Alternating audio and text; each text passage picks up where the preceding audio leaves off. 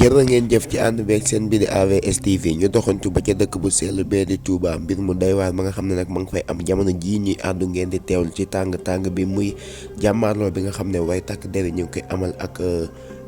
commerçant yi nga xam ne ña nga foofee ca marché Ocass ngir jàppante ba nga xam ne ma ngi fay am ak ñi nga xam ne sax dañoo jotoon a tijji seen i place dañoo mujjee tëjaat ndax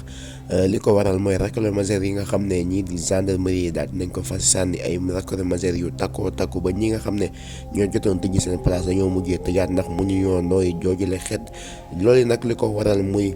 jamono yi ñu génnoon si ginnaaw mooy Baye Fall ndigal li nga xam ne Serigne Mountakha joxoon na leen ko ngir ñuy yaatal yenn si mbedd yi Touba ak yëkkati tamit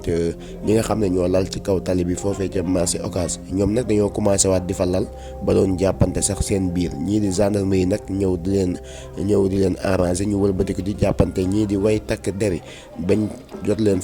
jot faa amal nag ay jàppante yu méttee métti lépp lu si tukkee waat ci xibaar rek daanu leen ko dagtal fii ci AVS TV ñu leen wax ngeen wéy di abonné tey activer cloche notification bi.